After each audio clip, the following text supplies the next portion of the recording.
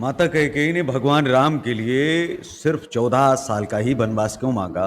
13 या 15 वर्ष क्यों नहीं? 11 या 10 वर्ष क्यों नहीं? ये लगातार किंवदंतियां भी बहुत सारी हैं और इसको लेकर के जो है अलग अलग विद्वानों के अलग अलग रामायणों में भी जो है उनका अलग अलग वर्णन मिलता है। महर्षि वाल्मीकि जी की रामायण को अगर देखें तो त्रेता युग में कहा जाता था कि इसलिए नहीं मांगा क्योंकि 14 वर्ष तक अगर कोई राजा अपने राज्य से दूर रहता है किसी भी कारण से, तो इसके बाद में वह राजा बनने की जो योग्यता है वो खो देता है और वो उस पर दावा भी नहीं कर सकता है। लेकिन एक और कहानी निकल के आई है जिसको मैंने सोचा कि आप सभी से शेयर किया जाए कि माता कैकेयी ने आखिर जो है 14 वर्ष का वनवास किस लिए मांगा, क्यों मांगा? क्योंकि वो तो अंत समय तक जो है राजा राम को ही राजा के रूप में देखना चाहती थी। भगवान राम जब 8 वर्ष के थे और माता कैकेयी जो है वो सबसे ज्यादा प्रेम करती थी,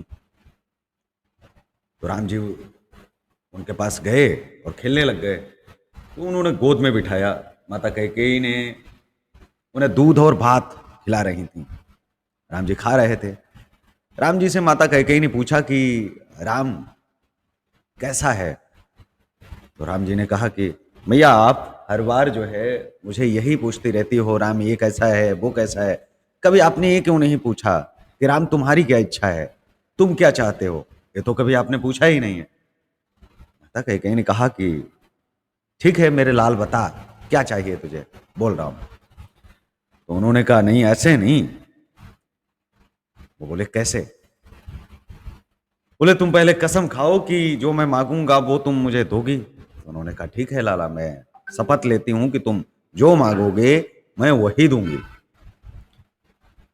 राम जी ने कहा कि आपको वैधव्य जीवन भी गुजारना पड़ सकता है जो मैं मांगूंगा। अब एक स्त्री के लिए उसका सिंदूर बहुत मायने रखता है, लेकिन फिर भी कुछ पल सोचती हैं और कहती हैं कि अब 4 पंथ तो गुजर चुके हैं, ठीक है ये भी स्वीकार है।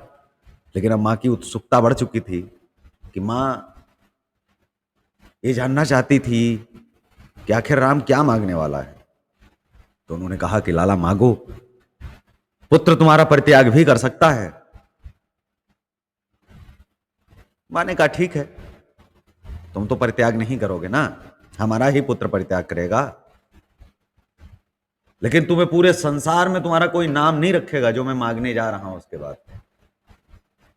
कोई बात नहीं, कोई नाम नहीं रखेगा, माता कैकेयी ने कहा। बोले ठीक है, कोई तुम्हारा अपयश बहुत होगा अनंत काल तक, जब तक ये युग युगांतर चलते रहेंगे तब तक आपको अपयश झेलना पड़ेगा, आपके नाम की बड़ी जो है अवहेलना होगी, अपमान किया जाएगा आपका। माता कैकेयी ने फिर थोड़ा सोचा, बोली कोई बात नहीं है राम, तुम्हारे लिए सब कुर्बान, जो होगा देखा जाएगा। अब राम जी ने अंतिम शपथ ली, कहा कि माता आप मुझे एक वचन दीजिए, ये बात आप किसी को नहीं बताएंगी कि ये चीज राम ने मांगी है आपसे। माता कैकेयी ने कहा ठीक है, नहीं बताऊंगी, कभी किसी को भी ना पता चले, यहां तक कि देवी देवताओं से लेकर के कभी किसी को। माता कैकेयी ने कहा ठीक है। तो उन्होंने कहा कि मेरी कसम खाओ मैया। माता कैकेयी ने राम जी की कसम खा ली। कसम खाने के बाद में राम जी ने कहा कि एक समय ऐसा आएगा जब मैं राजा बनूंगा, मैं राज्याभिषेक की तैयारियां चल रही होंगी, राजा बनने का ऐलान भी कर दिया जाएगा, लेकिन मैं राजा नहीं बनूंगा, उस समय राजा बनना नहीं चाहता। उस समय आपको हमारे लिए 14 वर्ष का वनवास मांगना है। क्यों मांगना है, किस लिए मांगना है, इस पर आपने मुझे कुछ नहीं पूछना है।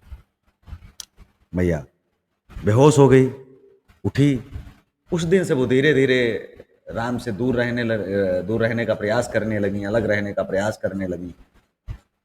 और इसी तरह एक समय ऐसा आया कि जब भगवान राम का राज्याभिषेक होने की तैयारी चल रही थी, राम जी को पता चला कि हमारा तो राज्याभिषेक होने जा रहा है, मैं राजा बनने जा रहा हूँ।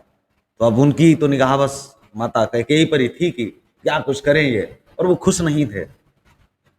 लेकिन जब कुछ समय बाद उनको पता चला कि माता कैकेयी ने उनके लिए 14 वर्ष का वनवास मांग लिया और हम सबको जो दिखाया गया कि किस तरह से उन्होंने वनवास मांगा, तो राम जी बड़े खुश हो गए, खुशी खुशी आए, माता के पैर छुए, बस माता इतनी सी बात, मैं तो जा रहा हूं, आपने मेरे लिए धन्यवाद, कृतज्ञता, उस तरह से राम जी ने देखा। लेकिन जो लोक संसार है उसको दिखाने के लिए भी तो कम से कम माता और जो राम जी की जो लीला है वो भी हम सब ने देखी, किस तरह भरत की जात माता जाती हैं और कहती हैं कि अब राम चलो, और भरत जी वो राज सिंहासन भी नहीं लेते हैं। इससे दो मैसेज जाते हैं, एक तो अपने कार्य पूरा करने के लिए माँ का सहारा राम जी ने लिया, और जो माँ ने त्याग किया वो कोई नहीं कर सकता है, ये दिखाया गया। दूसरा, भरत जिसके लिए राज्य की मांग तो की गई, लेकिन भरत ने सिंहासन का परित्याग कर दिया और उन्होंने कहा कि मैं जब तक राम जी नहीं आएंगे तब तक मैं सिंहासन का पालन करूंगा, खड़ा हूं, राज करेंगे।